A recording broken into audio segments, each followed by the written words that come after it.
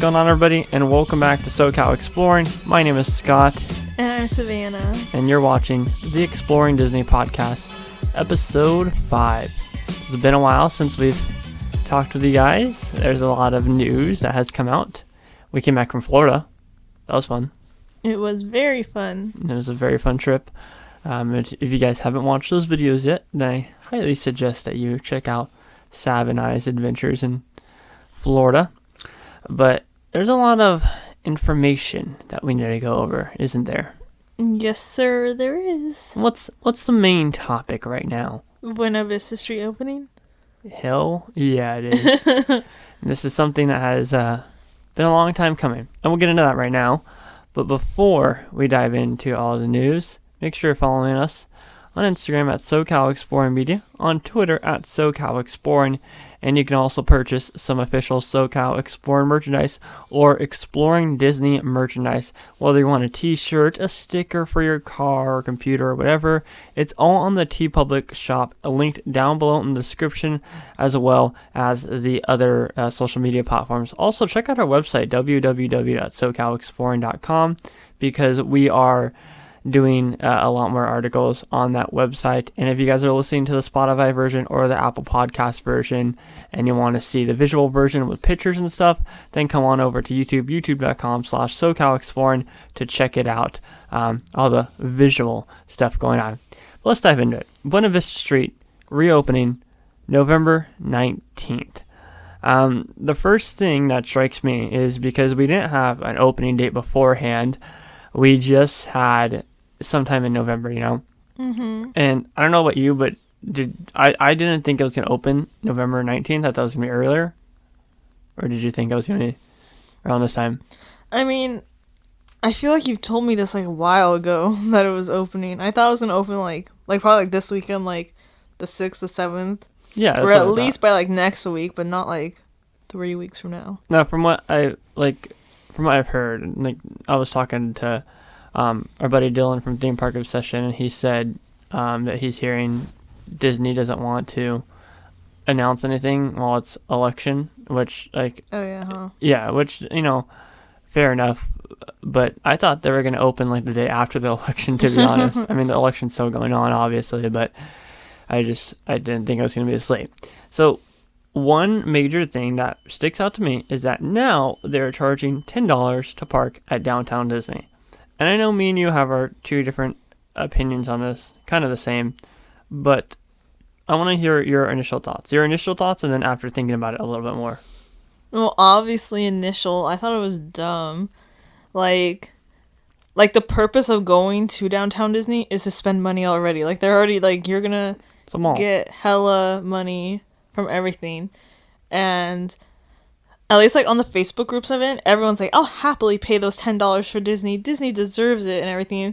Like, bro, you're already spending so much money. Like, I don't think they need those $10 really. I don't think they need those $10 either. But, you know, anything helps is, I guess, their initial and thinking. You're opening up DCA for more shopping. And people, even though they have the damn same merchandise that they do in World of Disney, people are like, oh my gosh, we have to buy it here now. Yeah, and yeah, that's not us saying like, oh, it's gonna be like completely the same, but 80% is gonna be the same. Yeah, merchandise that you can get at World of Disney. But what are your thoughts now? Because you said those are your initial thoughts. Yeah, still my same thoughts. Oh, they're the same thoughts. Okay, the way I see it is like kind of to touch up on your thoughts on it is like, why are you gonna charge your guests $10 extra when they're already spending all this money on merchandise and restaurants and stuff like that? Now, keep in mind, I'm sure Disney only gets a percentage from the restaurants since they're outside vendors. But here's the thing that I related to. I related to Knott's Berry Farm. Knott's Berry Farm has had how many tasting events now? 4? Yeah. Yeah, 4 tasting events, I'm pretty sure, and they got one up and coming. They have not charged for parking a single time. And I've seen some arguments that parking, they're saying like, oh, parking's included in the ticket. But, I mean, when you add in everything that Knott's offers, a food tasting event, you can actually... And they have like their whole freaking park open too. It's like there's one section not open, and that's where the new ride's going to be. Mm-hmm. There, you can roam around. They have themed decorations for Halloween and now for Taste of Mary Farm, and they're not just like crappy like simple decorations. They're like actually address the whole park. Not only that, they have entertainment, theme park entertainment that you'd normally see at Knott's Berry Farm, and it's still free parking. So, and they kept everybody employed for the most part. Yes, I'm sure they had some layoffs, but nowhere near as much as Disneyland has had, or the Walt Disney Company has had. They have kept everyone employed for the most part. They have done it safely. It's just kind of odd to me. Maybe it's because we're so used to free parking at Downtown Disney, but I just think that it's kind of odd that they charge $10, even though people are spending tons of money. And like I told you earlier, I'm pretty sure like the average person that walks in there spends over $20 every visit. And like I told you like earlier, Disneyland, they're making more money than Knott's Berry Farm is just off their merch, because people buy tons of merch at World of Disney and just any of the Disney shops. Just a glorified shopping mall. That's what it is. And I saw an article out that says, should you travel and fly to California for Buena Vista Street? Don't do it, guys. Don't do that. It's not gonna work out. It's not worth it. Yeah, you're gonna realize that it's not worth it. And some people, it may be worth it for them, but I doubt that.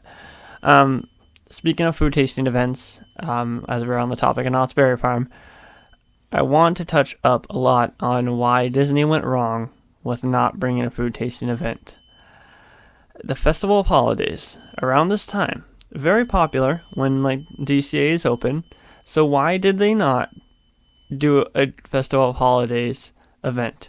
Because they can't open up the theme park, but they can have a food tasting event. There's no excuse on why they can't have it. Charge people $50, you get the food tastings, you'll limit the capacity instead of having to have a mobile wait list to get in to DCA, and you're still making that flat rate of the tastings every time. And then you release exclusive merchandise, because people are going to buy the exclusive merchandise, and people are going to just shop there in general. So why didn't they do it? Why do you think they didn't do it? Like in the beginning, I was like, why didn't they just continue the food tasting that we ended off with? Food and wine? Yeah. Like they probably most likely still had all the booths open.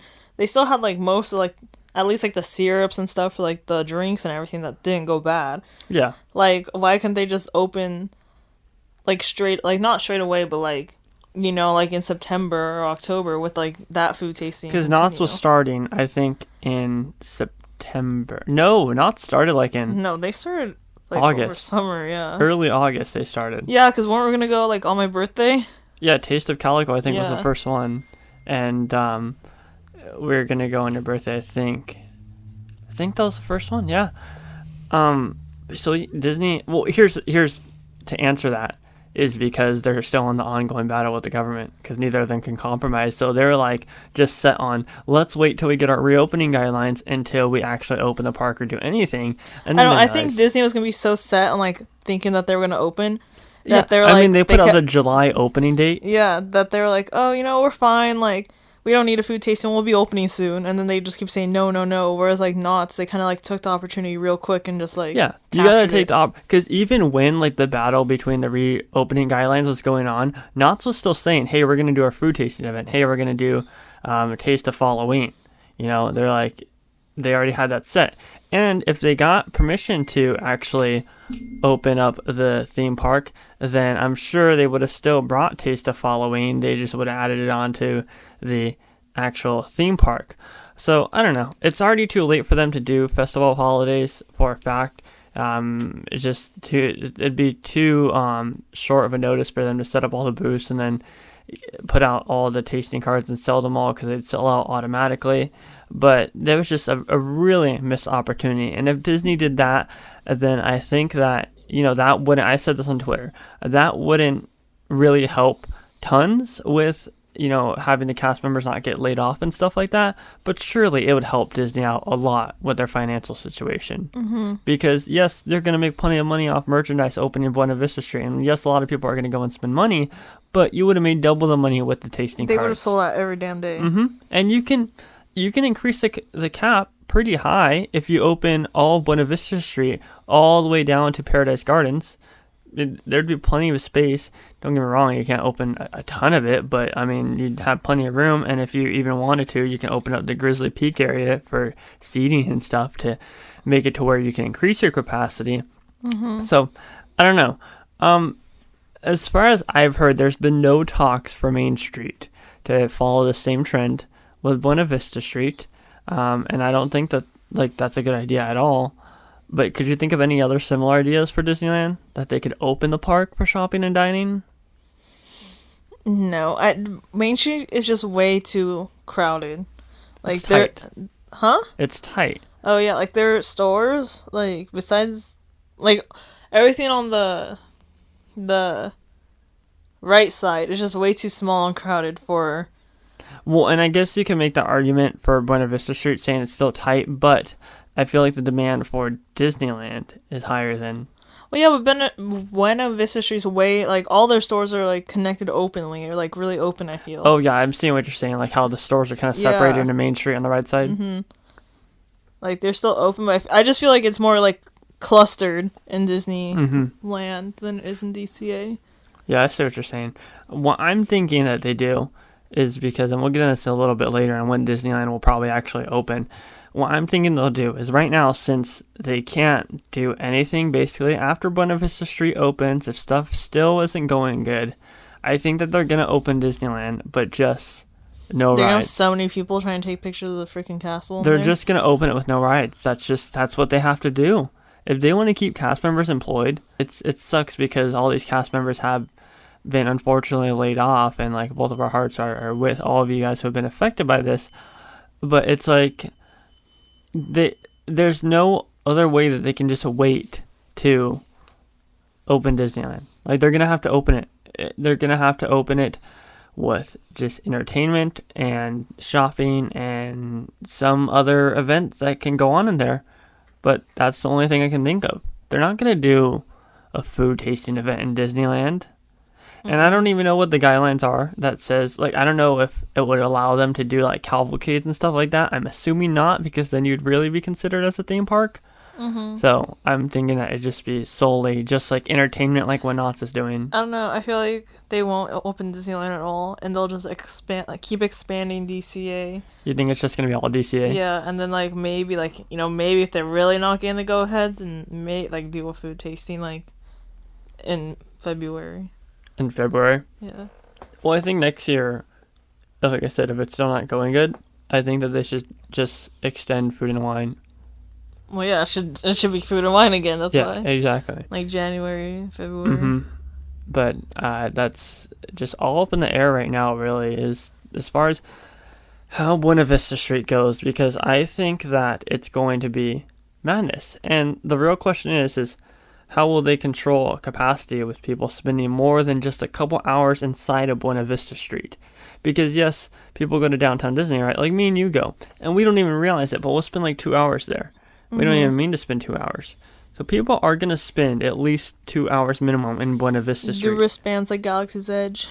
What, like timed entries? Yeah.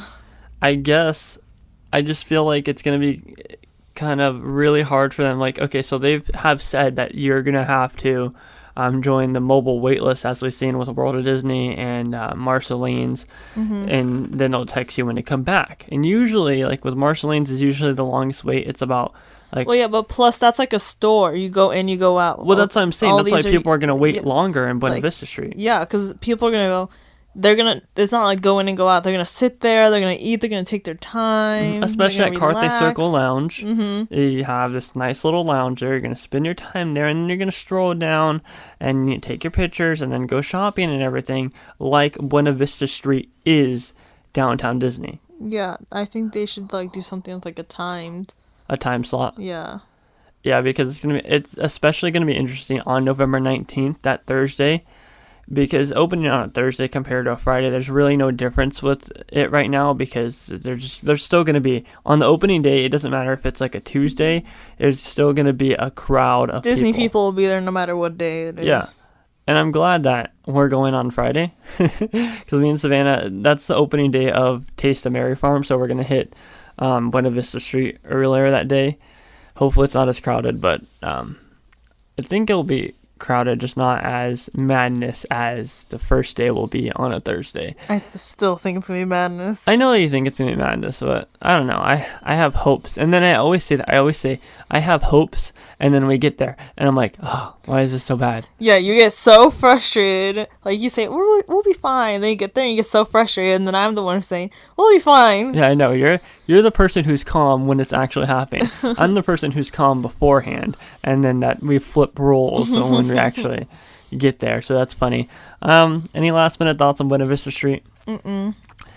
So that moves us into our next topic. When will Disneyland actually reopen? Now, the governor, Gavin Newsom of California, has come out and said that the state's revised guidelines could be pushed until a whole year from now. Meaning not next year. Meaning like a whole year from today's date, November of 2020 till November of 2021. I mean, at this point, it's not even a surprise. I'm not thinking that Disneyland is going to open in any time at all. All I know is that it's going to be next year. And it's not going to be early next year. It's going to be next year. I'm June, saying like May. May? Yeah, like May of next year. I'm going to go out and say late April. But that is That's just like a the guess. same thing. Okay, well, are you saying early May or are you saying late May? I'm just saying May. Okay. May 16th. May 16th? That's mid-May. May 18th. I was saying, why not have a 1 year quarantine anniversary and do March March 16th or whenever they close. But no, all jokes aside, I don't think it's open until April. And you say May. Mm-hmm. And April is honestly just my random month to throw out there. I'm predicting that, but I think that it could really go further. And that begs the question, like, how are they going to financially recover from this? As quoted by the great Joe Exotic in Tiger King. Oh my God. It's going to be interesting to see what they do. I'm glad you answered that, May. I'm saying April. As far as theme park guidelines go, they need to work together. Tired of this back and forth crap. And all the other parks in Southern California need to work together. Because right now it's just Disneyland. Hey, not to be popping right now. They've been having a good time. Not just making money. They're chilling. And, we'll see what Universal does, but Universal is already talking about doing a food tasting event. So that'll be exciting if they do that. SeaWorld's doing their thing, even though they're not really COVID safe at all. Yeah. Legoland's been, I've heard, successful. There's just not much that you can do with Legoland. Oh, Legoland's like open? They're not open, but they're doing what Knott's is doing, where they open more and more parts during their different events. I thought it's still like just their big shop. No. Honestly, I completely forgot about Legoland. We haven't been there in so long. Yeah, we haven't, because like me personally, I don't want to go out of my way to go out there for what they're offering. I get how like what taking your kids and stuff, it's like just a bunch of entertainment and meeting characters and stuff like that. But and Legoland is for kids. However, like when the full theme park is open, I can more enjoy it. And yeah, so right now the big three theme parks are Knott's, Disneyland, and Universal. But I'd say take Knott's out of that since they're already doing a good job. Right now it's just between Universal and Disneyland. And I know everyone's going to say, oh, you're missing Six Flags. But I've heard rumors that Six Flags is going to do Holiday in the Park too. So that's up for debate. That's going to be chaotic. It will be saying chaotic. That right now. Six Flags, they need work. Think of SeaWorld when like we went on like a Saturday. Yeah, I just know that in the past, Six Flags have not done the best job of some stuff. And I don't think they're going to do the best job of enforcing masks and stuff. Yeah. And we saw it at SeaWorld. Like, I love SeaWorld, but like SeaWorld and Six Flags are very, very catered to the locals. So that's going to be quite interesting. Where in the world do you think they're getting this money for the construction going on? Like, is it just all coming from Downtown Disney, or is it all coming from saved up budget for those projects? For what construction? Okay, so Mickey and Minnie's, obviously, we keep going to Downtown Disney and we see it get something new added every time. Avengers Campus we can't see, but I'm sure they're still moving on that. I don't know. I feel like for Avengers Campus, at least, like, they already had the budget and the money for that. I feel like they were supposed to be like almost done, you know, like they're supposed to be done by now. Yeah. So I feel like that isn't like a huge money thing, but I feel like Mickey and Minnie's. I don't know. There's just no idea where we're getting the money from. Switching coast from Disneyland to the East Coast in Disney World, and now you and I can actually talk about this and know what we're talking about, so that's great. Also, like I was telling you, like Savannah and I probably won't go into Disneyland like before we go back to Walt Disney World, like because we're going back to Walt Disney World in March. So we're saying like we'll probably be at Disney World again before we even get to walk back inside of Disneyland. And that's just like from our prediction, like we said, May and April.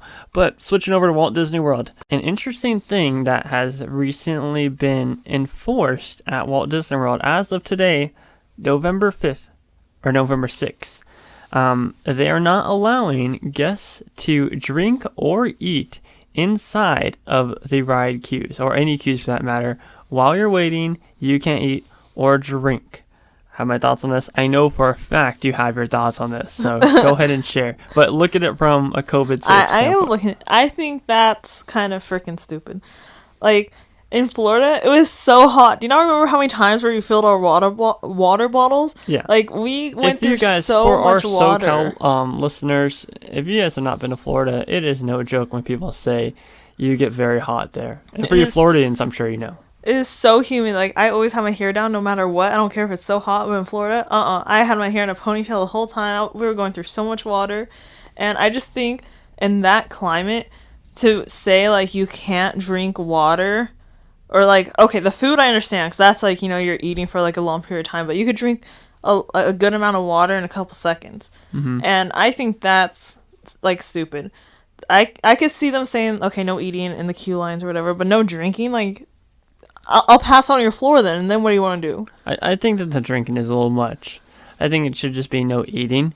And I've gotten a couple remarks about this from my theme park friends, and saying how a lot of people will buy food just solely to take their mask off in the ride queues. Yeah, that's why I'm saying, like, no food. Yeah, I agree with that, but not the drinking. I 100% agree with the whole food thing, but the liquids and drinking is just kind of ridiculous, especially with water, like you say. If you're waiting in an hour and a half queue, like in Pandora really hot. Outside. Yeah, especially the outdoor queues. Like Slinky Dog, it's always outside. And it gets very, very humid. So I just find that kind of ridiculous. It's just one of those things that's like, they really need to take off drinking. They need to leave the eating, but they need to take off drinking. Now, a big question that comes to mind is how in the hell are they going to enforce it? Because they're not going to have cast members through the queues. Well, yeah, I was thinking that too when you told me. Like, there's one at the entrance, and then there's, like, one at the little, like, stop points, like, checkpoints throughout the queue. But, like, when you're in the middle of, like, Rise of the Resistance, like, I'm thinking, like, our line and everything, like, there's no cast members who are just standing there, like, making sure that you're not eating or drinking, So I don't know how they're going to force it. And with their whole, like, layoff scene, that means if you really want to force it, you're going to have cast members standing throughout the queue and everything. Yeah, and you're laying off cast members from everywhere. So how are you going to afford the labor to put cast members in the queue? What are they just going to, like, look on the security cameras and just point out everybody who's not wearing a mask and, like, go over a PA system and be like, hey, wear your mask, sonny. I don't know, maybe, like, if you have, like, a pretzel or, like, a churro or something and they see, like, you get in the line, they'll be like, you have to finish that before, like, you get in line. That'd be a smart way to enforce it. But I don't know, like, again, with, like, the water bottles. Like, I'm not going to throw away my water bottle that, like... Yeah, because how are they going to enforce the drinks? Yeah. Like, okay, I'm going to take my drink on. What are they going to say, throw it away? No, I'm going to take my drink on. Yeah. Like, the food, I can say, like, okay, finish it before you go on. Yeah. Or, like, if you have, that's not wrong of them at all to say. Yeah, like, if you have a slushie or something like that, but the only thing that I see that they really can't, like, tell you not to bring on is, like, water bottles. Like, no, like, we refilled ours so many times, so I'm not going to go throw away my water bottle or finish it before I get on, Yeah. So I don't know. It's going to be really weird. Moving into our small topic section, we don't have a lot to talk about at Disney World since we're so behind on filming episodes and such. So I don't want to cram a lot in. I kind of just want to have this an easy, shorter episode. But recently, the Cosmic Rewind Guardians of the Galaxy roller coaster, the ride vehicles were released. They shared a picture of them, and we knew what they were going to look like from the concept art, but we didn't get an actual picture of them. Tell me what you think, because I pointed out the lap bars to you and the restraint system. Tell me what you think about that. The restraints or the lap bars look pretty good. They don't look bulky and they're gonna hurt and stuff. They look. They don't look uncomfortable. Yeah. I was surprised. I never really saw the concept art before. I don't think you've ever showed me. I don't know if I've showed you, but I've seen it. But I was surprised on how small the ride vehicles. Only 4 per thing. What I was telling you is it looks very much like Space Mountain in Disneyland. Those ride vehicles. I know, but 4 per. Was it 4 per? Yeah. That's why I was like. Maybe it's gonna be trains of 3 then. 3 cars. You know what I'm saying? Yeah, but what about pictures? For pictures? Well, then that'll work out a lot better. Unless you're coming in a family of 6. Yeah, your family of 5, and then plus me is a 6. Oh, yeah, I see what you mean. We're all gonna be They're divided. 4. They're 4. Mm-hmm. I don't really know a lot about the ride other than I know that there's a launch in it, I think. I don't know. I think they should have gone with 6. That's the only thing, I think it's cool and everything, but I was kind of surprised that they went with, 4. It's just an odd, simplistic, design for a 4-person vehicle. I don't know, it's just weird. They look really cool, though. I like how they didn't try to do anything, super, detailed or it's too over the top. This fits the theme perfectly, I think. Magic Kingdom has come out of, blue. Actually, all of Disney World has really come out of nowhere with their Christmas decorations and their Christmas festivities going on. And this is as of today that, they have started Christmas stuff. So there's Christmas cavalcades that honestly look bigger than the Halloween cavalcades that we saw. There's the light show, the projection on the castle, which is basically just a projection show without the fireworks. And, I showed you the picture of the crowds. The crowds just look absolutely ridiculous, and nobody's social distancing. And yeah, it seems like right now is the time to go to Disney World on a weekday instead of a weekend, obviously. But I wish we went in Christmas time. Obviously, that wasn't planned before. But I wish we went in Christmas time because Disney World's doing a lot for Christmas. So is Universal. And I don't know, I just love Christmas. I'm happy we got to see some of the Halloween stuff, but it seems like Christmas is more included this year at all the parks than Halloween was. And obviously, fairly, to that point, obviously there's a pandemic going on. But I'm happy that they're still doing something. You guys are lucky over there in Florida because in Disneyland, we get nothing. Any last minute thoughts before we end the show today, Savannah? No, sir. This has been a fun show. I just want Disneyland to open so I could get beignets again. The good beignets? Yeah, the good Mickey ear. Savannah thinks that the Mickey ear beignets are better than the ones at Jazz They Kitchen. are. Which I agree much with you. better. I agree with you. They are better. We get those literally once we tried them the first time. Yeah. Every single time. That's literally we went to Disney, Savannah and I get those every time. And that's our breakfast. Probably not a healthy breakfast, but oh man, I miss the days got a Rise of the Resistance sporting group. Time to go over to the New Orleans and get the beignets. It was such a vibe, and I just miss them. I miss everything about Disney, really. That's what I miss the most. The beignets. Yeah, honestly. I do miss the snacks. You like your kids' meals from Galactic Grill. My chicken nugget kids meal. Although let me put you guys onto something real quick. Kids' meals for the Uncrustables at Disney World. Such a good value if you don't want to eat a full meal. I know. But, Exploring Disney episode 5. We're going to try to start filming more. I know we've been slacking a little bit. Scott's been slacking. Yeah, I have been busy with work and other content. I haven't even filmed a Hornets Unscripted in a month and a half. Our Halloween Hornets podcast. So, yeah, I'm surprised I got this one filmed before H&U. That'll be coming out soon, though. I hope you guys enjoyed this show. My name is Scott. And I'm Savvy. Savannah Savalicious. And if you guys are listening on Spotify or Apple Podcasts, thank you. Make sure to click the follow button to our show. And if you want to check out the visual version, come on over to youtube.com/SoCalExploring. If you guys are new to SoCal Exploring, subscribe, follow us on all social media, check out our website, and check out our merchandise shop, which catch you guys in the next one. Positivity is key, and most importantly, remember to keep exploring. Peace out, everybody. Peace out, dog.